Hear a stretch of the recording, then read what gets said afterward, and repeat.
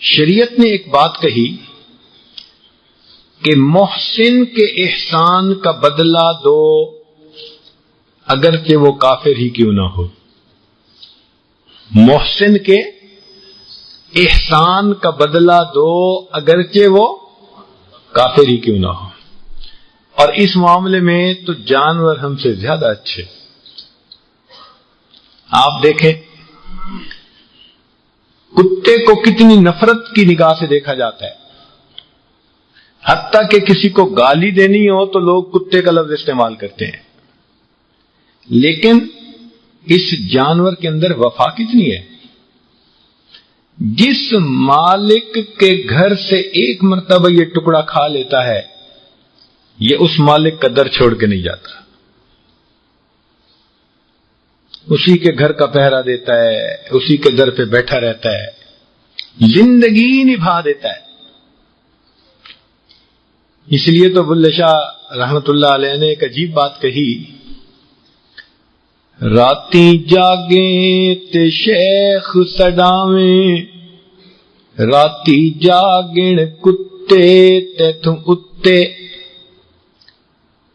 رکھا سکھا ٹکڑا کھا کے دن جا رکھاں وچ ستے تے تم اتے. رکھا سکھا ٹکڑا کھاتے ہیں اور ساری رات جاگنے کے بعد ان کے لیے صبح بستر نہیں ہوتا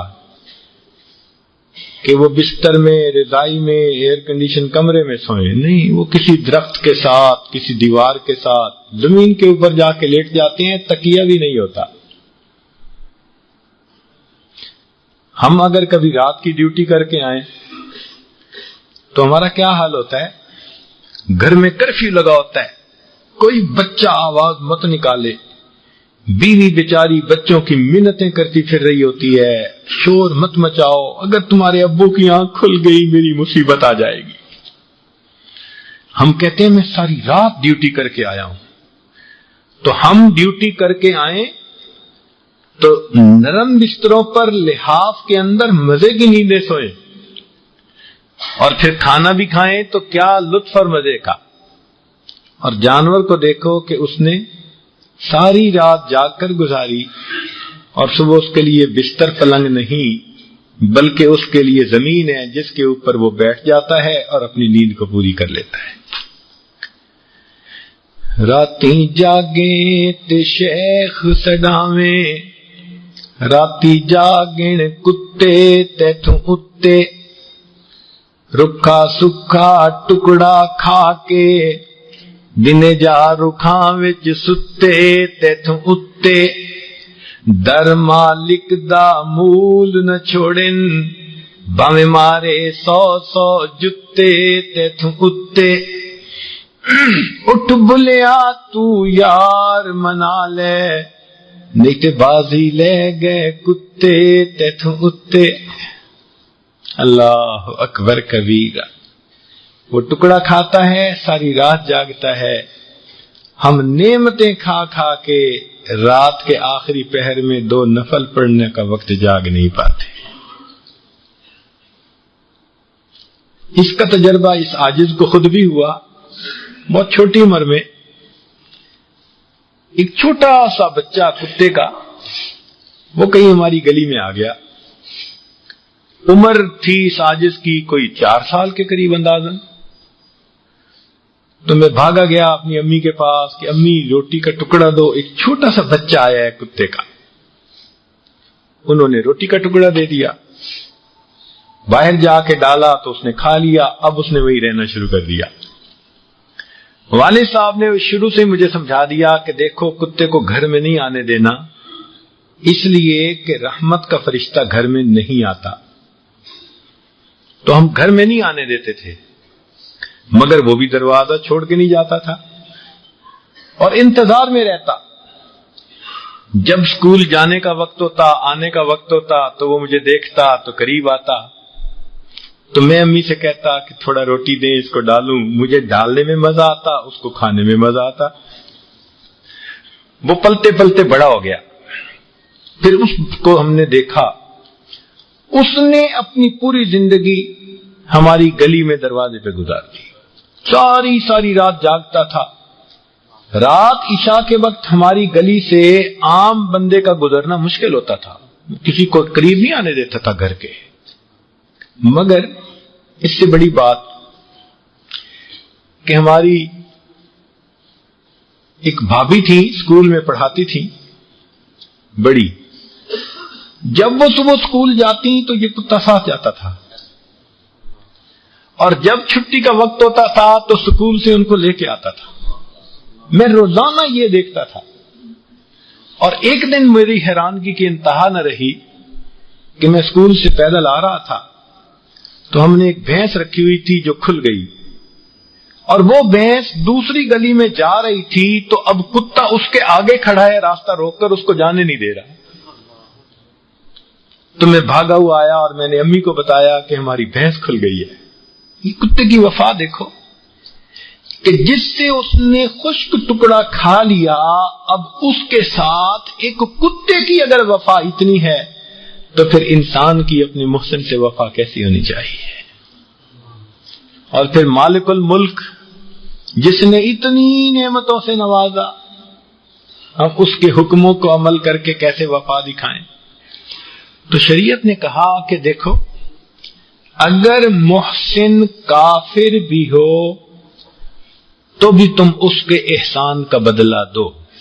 چنانچہ نبی علیہ الصلوۃ والسلام کی مبارک زندگی میں اس کی مثالیں ملتی ہیں.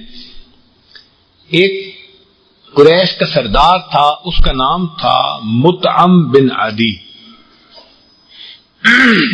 سرداران قریش میں سے تھا. اس کے نبی علیہ الصلوۃ والسلام پر 2 احسانات تھے.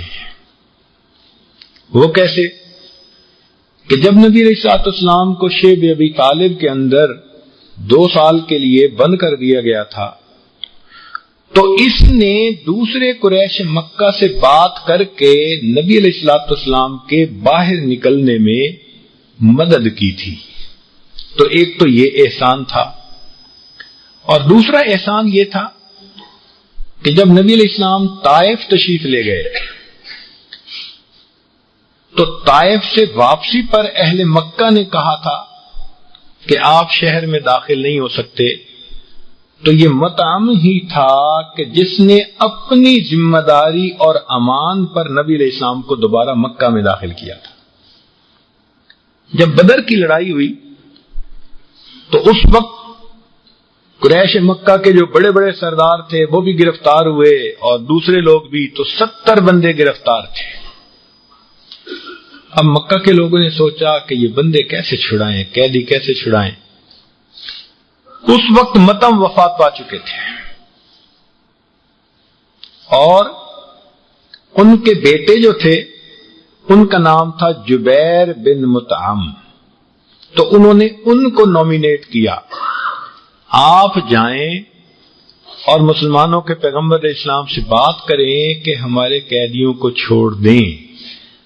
تو ان کے بیٹے نے آ کر جب بات کی تو نبی علیہ الصلوۃ والسلام نے جواب میں کیا فرمایا, سونے کی سیاہی سے لکھنے کے قابل ہے. محبوب صلی اللہ علیہ وسلم نے فرمایا لو کان مطعم حیا, کہ اگر تمہارے والد مطعم آج زندہ ہوتے, ثم کلمنی فی ہؤلاء النتنا, اور وہ مجھ سے ان مرداروں کے بارے میں بات کرتے, لترکتہم لہو, میں اس کی وجہ سے سب کو آزاد کر دیتا. تو ایک کافر کے احسان کا بدلہ دیکھیے, سبحان اللہ. اور سنیے, ان بدر کے قیدیوں میں نبی علیہ الصلوۃ والسلام کے چچا حضرت عباس رضی اللہ عنہ بھی تھے. اس وقت تک اسلام نہیں لائے تھے, کفار کی طرف سے آئے تھے اور گرفتار ہو گئے.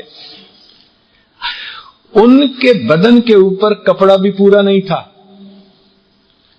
تو اب نبی علیہ الصلوۃ والسلام نے چاہا کہ ان کو کوئی قمیض پیش کی جائے. رشتہ داری تو تھی نا, کتنا قریبی رشتہ تھا, بلڈ تھے. تو آپ صلی اللہ علیہ وسلم نے اس وقت ان کو کپڑا پہنانا چاہا, مگر ان کا ڈیل ڈول اور قد و قامت ذرا زیادہ بڑا تھا, تو عام کرتا ان کو پورا ہی نہیں آتا تھا. تو رئیس المنافقین عبداللہ ابن ابی، اس کا سائز اسی طرح کا تھا تو اس کا کرتا پورا آ گیا، چنانچہ منافقوں کے سردار نے اپنا کرتا دے دیا اور وہ حضرت عباس لانو کو پہنا دیا گیا۔ اب دیکھیے کہ اللہ کے حبیب صلی اللہ علیہ وسلم کی یادداشت میں یہ بات رہی کہ اس نے میرے چچا کو اپنا کرتا پیش کیا ہے، لہذا جس وقت یہ منافقین کا سردار مرا، اللہ کے حبیب جانتے تھے کہ یہ منافقوں کا سردار ہے، اللہ تعالیٰ کے حبیب نے اس کے کفن کے لیے خود اپنی قمیص اس کو عطا فرما دی۔ اس کو کہتے ہیں حل جزاء الاحسان الا تو اللہ کے حبیب صلی اللہ علیہ وسلم تو کافروں کے ساتھ بھی احسان کے بدلے میں احسان دیتے تھے، اور ہم اپنے گھر میں، اپنے رشتہ داروں میں، اپنے دوستوں میں احسان کے بدلے میں کیا آگے سے عمل دکھاتے ہیں۔ نبی علیہ الصلوۃ والسلام کا معاملہ دیکھیے کہ جب مکہ مکرمہ فتح ہوا تو اللہ کے حبیب صلی اللہ علیہ وسلم نے اہل مکہ کو ایک تو معاف کر دیا، ان سے بدلہ نہیں لیا، چاہتے تو بدلہ لے سکتے تھے کیونکہ انہوں نے 10 سال مسلمانوں کو تکالیف پہنچائی تھی، اگر بدلہ لیتے تو جائز تھا، جینوئن بات تھی، مگر اللہ کے حبیب صلی اللہ علیہ وسلم نے ان کو معاف کر دیا، فرمایا لا تثریب علیکم اليوم،